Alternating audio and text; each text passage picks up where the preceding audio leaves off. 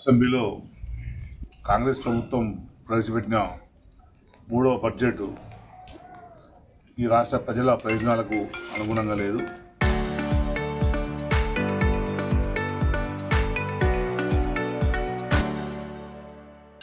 ఏదైతే ఎన్నికల్లో హామీలు ఇచ్చిందో ఎన్నికల్లో ఇచ్చిన హామీలన్నీ కూడా గతంలో కేసీఆర్ గారు అమలు చేస్తున్నవే.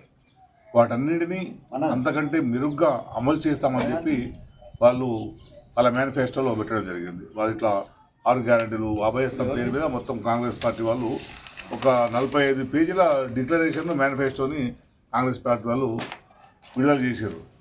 అయితే ఈ 3 సంవత్సరాల కాలంలో అంటే 3 సంవత్సరం అయిపోయింది, 2వ సంవత్సరం అయిపోయింది, ఈ బడ్జెట్ 3వ సంవత్సరం. ఈ కాలంలో వాళ్ళు ఇచ్చిన హామీలు అంటే ఇచ్చిన హామీల కంటే కూడా అప్పుడు కేసీఆర్ గారు అమలు చేస్తున్న సంక్షేమ పథకాలని కొనసాగించడంలో ఈ ప్రభుత్వం పూర్తిగా విఫలమైంది. అప్పుడు ఏమన్నారు, కేసీఆర్ గారు రైతు బంధు 10,000 ఇస్తా అంటే వాళ్ళు 15,000 ఇస్తా అన్నారు. కేసీఆర్ గారు కళ్యాణ లక్ష్మి ₹1,00,000 ఇస్తా అంటే 1,00,000 కాదు, 1,00,000కు ఇంకొక తులం బంగారం కల్పిస్తామని చెప్పి అన్నారు. కేసీఆర్ కిట్టు అంతకంటే మంచి కేసీఆర్ కిట్ ఇస్తాము అని చెప్పి అన్నారు. పెన్షన్లు కేసీఆర్ ఇస్తున్న 2,000 కంటే ఎక్కువ 5,000 వరకు దాన్ని తీసుకుపోతామని చెప్పి అన్నాడు సంవత్సరం. ఇక రైతులకు బోనస్ ఇస్తామన్నారు. ఇంకా వాళ్ళు ఏది చెప్పకుండా వెనుకాడికి వేయలేరు. ప్రతిదీ అన్ని ప్రతి మహిళకు 5,000 2,000 ఇస్తున్నారు. చదువుకుంటున్న అమ్మాయిలకు స్కూటీలు ఇస్తున్నారు. నిరుద్యోగుల కోసం జాబ్ క్యాలెండర్ ఇస్తున్నారు. నిరుద్యోగుల యువకుల కోసం నిరుద్యోగ వృత్తి ఇస్తున్నారు. దళిత బంధు ఆనాడు కేసీఆర్ గారి ప్రభుత్వం ఒక్కొక్కరికి 10 లక్షలు ఇస్తారంటే 10 లక్షలు కాదు, మేము 12 లక్షలు ఇస్తామని చెప్పన్నారు. ఎస్టీలకు కూడా ఎస్టీ బంధు మొదలు పెడతామన్నారు. బీసీలకు బీసీ బంధు ఇస్తామని చెప్పన్నారు. బీసీలో ఉన్న అన్ని వర్గాలని మేము అభివృద్ధి తీసుకొస్తామని చెప్పన్నారు.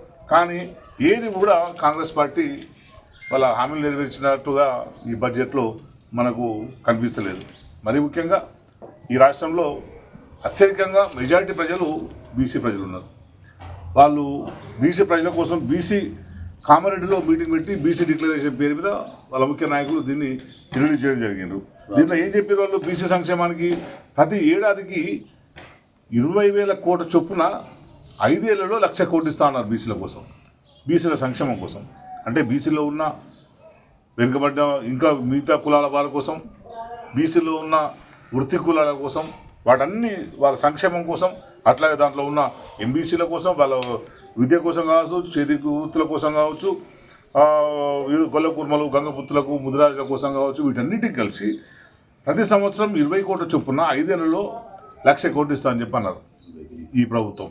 20,000 కోట్లు అంటే నీకు 5 ఏళ్లలో 1,00,000 కోట్లు అవుతుంది. ఇప్పుడు 3 సంవత్సరాలు గడిచిపోయింది. అంటే బీసీలకు రావాల్సిన 60,000 కోట్లు రాలేవు. ఇంకా 2 సంవత్సరాలు మిగిలింది. మీరు ఇచ్చేది 2 సంవత్సరాలు. మరి బీసీలకి మీరు ఇంకెప్పుడు ఇస్తారు? ఈ 60,000 కోట్లు ఎప్పుడు ఇస్తారు? ఇంకా వచ్చే మిగిలి ఉన్న ఇంకా 20,000 కోట్లు రేపిస్తానే గ్యారెంటీ ఏముంది? అంటే మీరు అన్ని వర్గాల ప్రజల్ని మోసం చేశారు. బీసీలకు ఎన్ని హామీలు ఇచ్చారు? ముదిరాజుల్ని వాళ్ళ గ్రూప్ బీసీఏలో చేరుస్తామని చెప్పి కూడా, డి నుంచి ఏకి మారుస్తామని చెప్పి కూడా మీరు హామీ ఇచ్చారు. హామీ నెరవేర్చలేరు. మళ్ళీ బడ్జెట్లో కూడా బీసీ పాఠశాలలు, జ్యోతిబా పూలే పాఠశాలలు చాలా అద్భుతంగా నడుస్తున్నాయి. వాటిని ప్రమోట్ చేయడానికి, అట్లాగే వాటిలో పిల్లలు చాలామంది చేరడానికి పోటీ పడుతున్నారు. మేమున్నప్పుడు 100 కొద్ది లెటర్లు తీసుకుపోయేటోళ్ళు. ఇప్పుడు అక్కడ మెయింటెనెన్స్ లేక, పిల్లలకు సరైన ఆహారం లేక, సౌకర్యాలు లేక ఇబ్బందులు పడితే వాళ్ళందరూ కూడా మళ్ళీ ఇండ్లకు పోయే పరిస్థితి, మళ్ళీ ప్రైవేట్ హాస్పిటల్కి పోయే పరిస్థితి, ప్రైవేట్ స్కూళ్ళకి పోయే పరిస్థితి వచ్చింది. ఇటువంటి ఒక దుర్మార్గమైన పరిస్థితి ఇప్పుడు బీసీ హాస్టళ్లలో నెలకొన్నది. ఎస్సీ హాస్టల్లో కూడా అదే పరిస్థితి ఉన్నది. ఎస్సీలకు మేము మా నియోజకవర్గంలో 100 మందికి మేము దళిత బంధు ఇచ్చినాం. ఇంకో విడుదల సంవత్సరానికి ఒక 1000 మంది చొప్పున ఇద్దామని చెప్పి కేసీఆర్ గారు నిర్ణయం చేసుకున్నారు. ఆందోళన నియోజకవర్గం మొత్తానికి దళిత బంధు ఇస్తా అని చెప్పి కేసీఆర్ గారు ఎన్నికల సమయంలో హామీ ఇచ్చారు. ఇప్పుడే కనుక మా ప్రభుత్వం వచ్చి ఉంటే ఈ నియోజకవర్గంలో ఉన్న దళితులందరికీ కూడా దళిత బంధు వచ్చేది. కానీ మీరు 12 లక్షలు ఇస్తున్నారు. మిమ్మల్ని నమ్మి అందరూ ఓటేసారు. కానీ ఆ 10 లక్షలు కూడా ఇప్పటిదాకా లేదు. 3 ఏళ్ళు గడిచిపోయింది. 3 ఏళ్లలో కనీసం మీరు సంవత్సరానికి 1000 మందికి ఇచ్చినా, ఒక 3000 దళిత కుటుంబాలు దళిత బంధుతోని బాగుపడేవాళ్ళు. వాళ్ళ జీవితంలో మార్పు వచ్చేది, ఆర్థికంగా స్థిరపడేవాళ్ళు. అట్లా దళితులకు మోసం చేశారు. ఇక మహిళలకు చూసుకుంటే మీరు మహిళలకు ఇస్తున్న ఏ హామీ కూడా, ఒకటి ఉచిత బస్సు తప్పించి ఏది కూడా మహిళలకు అమలవుతలేదు. వాళ్ళకి ఇస్తున్న 2000 లేదు, స్కూటీ లేదు, అట్లాగే తులం బంగారం లేదు. తులం బంగారం పోను కనీసం ఇది మన కళ్యాణ లక్ష్మి లేకుండా పోయింది. సో ఇటువంటి అన్నిటినీ కూడా ఈ ప్రభుత్వం ఉద్దేశపూర్వకంగా ఏదో మాయమాటలు చెప్పి అధికారంలోకి వచ్చి ప్రజల్ని మోసం చేస్తుంది. నిన్నటి బడ్జెట్ కూడా అట్లాగే ఉన్నది. మేము ప్రజలకు వివరించాలని చెప్పి ఈ కాంగ్రెస్ పార్టీ 3 సంవత్సరాల కాలంలో పేద ప్రజలను దృష్టిలో పెట్టుకొని, పేద ప్రజల సంక్షేమాన్ని దృష్టిలో పెట్టుకొని, మరీ ముఖ్యంగా ఈ రాష్ట్రంలో ఉన్న మెజారిటీ ప్రజలు బీసీల సంక్షేమం, బీసీలోని ఉపకులాలు, చాలా ఉపకులాలు కూడా వెనుకబడి ఉన్నాయి. వాటి సంక్షేమం కోసం మీరు 1,00,000 కోట్ల బడ్జెట్ అనేసరికి నిజంగా అందరం కూడా 1,00,000 కోట్లు బీసీలకు అభివృద్ధి కోసం పెట్టారంటే బాగుపడతారు, మంచి పని జరుగుతుందని మేము అనుకున్నాం. ఎస్సీలకు కూడా, ఎస్సీ సంక్షేమానికి కూడా 12 లక్షలు ఇస్తారంటే అందరూ కూడా ఆశపడ్డారు. ఎస్టీలు కూడా వాళ్ళకు కూడా 12 లక్షలు ఇస్తారు కుటుంబానికి అంటే వాళ్ళందరూ కూడా ఆశపడ్డారు. ఈ ప్రజలందరినీ కూడా ఈ బడ్జెట్ మోసం చేసే విధంగా ఉన్నది అనేది చాలా స్పష్టమవుతుంది. మేము కూడా ప్రత్యేకించి ఈసారి ఎందుకు చెప్తున్నామంటే 3 సార్లు అయిపోయింది.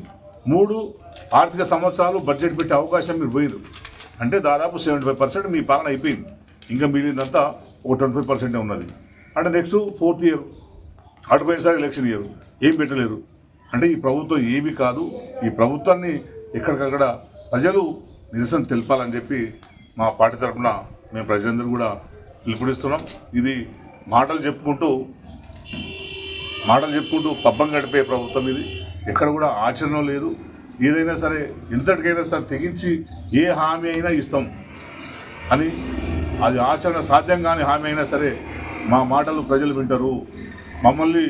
మమ్మల్ని ఎలక్షన్లు వచ్చేటప్పటికి మేము ప్రజల్ని ఏదో మాయ చేసైనా సరే ఓటు తీసుకోవద్దని ఒక ధీమా కాంగ్రెస్ పార్టీలో ఉన్న తప్పించి ప్రజలకు సంక్షేమ పథకాలని వాళ్ళ అభివృద్ధిని చేయాలనే దృష్టి వాళ్ళు ఉన్నట్టు మనకి ఎక్కడ కనిపిస్తలేదు. అందుకే ఈ బడ్జెట్ అంతా కూడా ఇది పేదల బడ్జెట్ కాదు, ఇది బీసీల బడ్జెట్ కాదు, ఇది మైనార్టీల బడ్జెట్ కాదు, ఇది దళితుల బడ్జెట్ కాదు, ఇది ఏ పేద ప్రజలకు కూడా పనికొచ్చే బడ్జెట్ కాదు. ఓన్లీ ఏంటంటే ప్రభుత్వంలో ఉన్న పెద్దల జేబులు నింపే బడ్జెటు. ఉన్న పథకాలన్నీ పక్కన పెట్టి, సంక్షేమ పథకాలన్నీ పక్కన పెట్టి ఏదైతే మీ అభివృద్ధి చేసుకోవాలనుకుంటున్నారో మీ అభివృద్ధి కార్యక్రమం కొత్త తీసుకోవచ్చు. ఇప్పుడు మూసీ తీసుకొచ్చింది. మూసీ 1,00,000 కోట్ల పైగా అవుతుంది. ఈ అంచనాలు పెరుగుతూ రేపు ఫ్యూచర్లో. మూసీ ఇప్పుడు అర్జెంట్ ఏముంది నీకు? ఇక్కడ సంక్షేమ పథకాలు, నీకు పెన్షన్స్ ఇచ్చే పరిస్థితి లేదు, పాఠశాలలు నడుస్తలేవు, ఉద్యోగులు జీతాలు ఇచ్చే పరిస్థితి ఉన్నది, పేద ప్రజలు ఇంకా పేదరికంలో మొక్కుతున్నారు. దీన్ని ఎట్లా నువ్వు పైకి తీసుకోవాలని ఆలోచించకుండా నువ్వు మూసిని నేను సుందరీకరణ తీసుకొస్తా అని చెప్పి 1,00,000 కోట్లు దానికి పెట్టడం, అది ఎంతవరకు సమంజసం? అంటే ఏంటంటే దాంట్లో పెట్టడం వల్ల దాంట్లో నీకు కమిషన్లు వస్తాయి.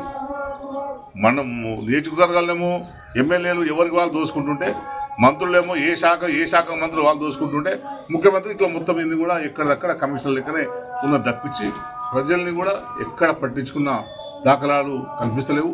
వీటన్నిటి కూడా ప్రజలు దృష్టిలో పెట్టుకోవాలి. అందరూ కూడా ప్రభుత్వాన్ని నిలదీయాలి.